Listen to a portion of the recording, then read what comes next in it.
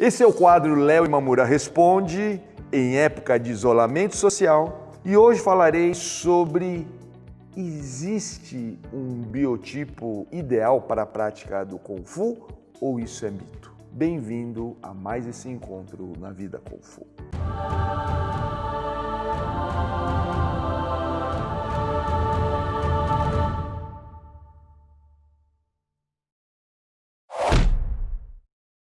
É claro que antes de começarmos, quero falar sobre a nossa primeira jornada Kung Fu, onde nós preparamos um material para você que quer se preparar para os desafios da vida, mas sente falta de algo a mais que não sabe exatamente o que é. Então você está prestes a iniciar uma jornada que poderá te preparar para lidar com um mundo que não para de mudar numa velocidade nunca antes vista.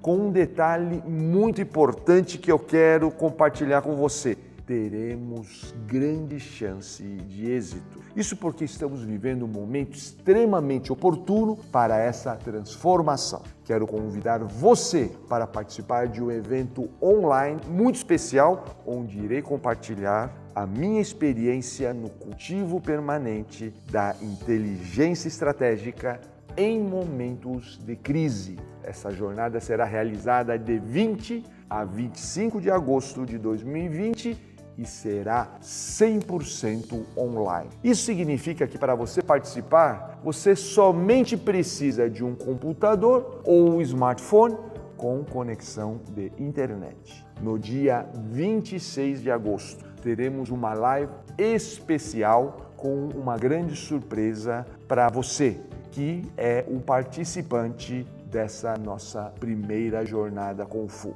Mas lembre-se, é somente para quem estiver participando. Mais um detalhe importante, hein? Esta jornada será 100% gratuita e ficará disponível somente uma semana. Por isso, não perca esta oportunidade única de participar. A pergunta de hoje é de Felipe Couceiro. Sou gordo. Posso lutar Kung Fu? KKKKK. Desculpe a pergunta besta, mas queria saber. Primeiro, Felipe, não sei por que a pergunta é besta. Mesmo porque, quando você está colocando essa questão, nós estamos aqui discutindo um dos maiores mitos das artes marciais. Por isso que eu vou aqui falar de 5 pessoas que conseguiram manifestar o seu Kung Fu com grande excelência e elas eram, como você chama, de gordo.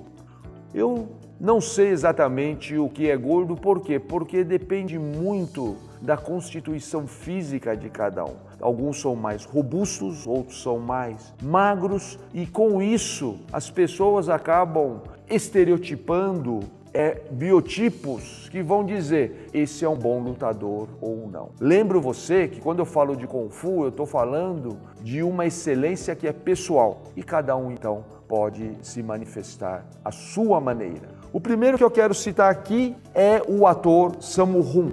Só para você ter uma ideia, ele nunca lutou Kung Fu, mas ele tem muito Kung Fu. Ele era um ator de ópera que se destacou em filmes de Kung Fu a ponto de ser um opositor de Bruce Lee no filme Enter the Dragon, aqui no Brasil, Operação Dragão. Sammo Hung também foi o primeiro diretor de Wing Chun, de um filme de Wing Chun. Quando ele foi convidado para ser diretor, ele falou: eu quero utilizar um estilo que as pessoas acham que é impossível que nós possamos colocar nas telas do cinema. E ele então fez um trabalho revolucionário no filme Warriors 2, que com isso transformou toda a indústria cinematográfica de Hong Kong com um outro patamar de excelência. Temos aqui um exemplo que inclusive foi colocado no cinema de maneira ficcional, que é o personagem Po, da série Kung Fu Panda, uma franquia de muito sucesso da DreamWorks e que conta a história de um lutador de Kung Fu escolhido que era gordo, que era um panda que gostava de comer. Mas o que é interessante os mestres que o trabalharam souberam como explorar as suas características. E com isso, então, se quebrou aquele estereótipo, inclusive para as crianças. Olha só, Felipe, como foi importante essa série, porque eu vi muitas crianças começarem a praticar Kung Fu, e não só Kung Fu, saírem de um estereótipo que se vendia muito antes por causa dessa franquia Kung Fu Panda. Outra pessoa que eu gostaria de citar aqui também é o grão-mestre Miguel Hernandes, uma pessoa que é extremamente robusta, mas é um exemplo de perfeição técnica quando se trata de Wing Chun. É uma excelência que faz com que as pessoas questionem se excesso de peso dentro de determinados padrões é um empecilho para que as pessoas possam, com isso, exercer o seu Kung Fu. Outra pessoa que eu gostaria de citar também, que é já um exemplo nacional, é o mestre Walter Correia, que foi introdutor do Wing Chun na Universidade de São Paulo, especificamente na Escola de Educação Física e Esportes. Ele, desde jovem, desde que eu conheço, é meu discípulo, conheço ele há mais de 20 anos, sempre ele foi aquilo que as pessoas chamam de gordinho.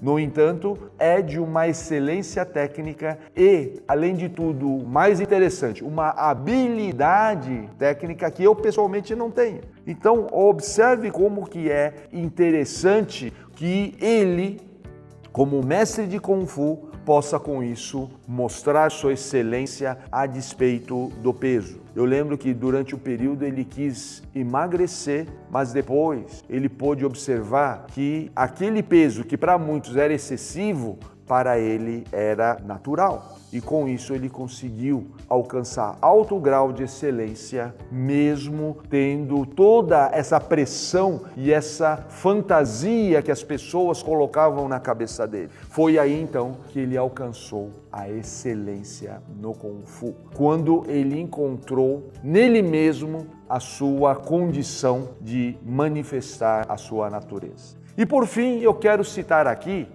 um caso raro de excelência esportiva de alto nível, que é o caso do boxeador George Foreman. George Foreman, que foi o mais velho campeão mundial pesos pesados, ele com 45 anos e para muitos gordo, foi campeão mundial de boxe. O que mostra que quando você tem Kung Fu, e George Foreman tem uma história muito interessante, porque ele começa a desenvolver o seu Kung Fu a partir de uma grande derrota para Muhammad Ali no Zaire. Todo mundo já ouviu falar, inclusive há documentários, há filmes que retratam esse episódio, onde George Foreman, que era considerado imbatível, ele então perde o título mundial para Muhammad Ali ou Cassius Clay. E com isso, então, ele passa a repensar toda a sua vida. Ele se dedica a uma série de situações, inclusive espirituais, até finalmente ele, numa idade que para muitos é a idade da aposentadoria, ele decide voltar para a disputa do título mundial. Lembre-se que ele lutou inclusive com o nosso querido Adilson Maguila Rodrigues e o nocauteou severamente. George Foreman soube utilizar o seu peso a seu favor. Inclusive era curioso porque ele usava uma espécie de bonsal para se proteger em plena luta de boxe de alto nível. Vale a pena você que não assistiu essas lutas ter oportunidade de assistir de novo, porque são lutas clássicas, são lutas que vale a pena para que cada um de nós possa nos inspirar em exemplos como o de George Foreman. Ele depois virou um grande empreendedor e os jovens de hoje veem como um garoto propaganda de grill, os grill George Foreman. Mas antes disso, ele foi um grande campeão de boxe, mas acima de tudo, um campeão da vida. E você quer ter sua pergunta respondida nesse quadro? Deixe nos comentários. E não deixe de se inscrever no nosso canal se você ainda não o fez. E se gostou, deixe um like. Quero agradecer Felipe Colseiro por sua participação e te convidar para o nosso próximo encontro na Vida Kung Fu.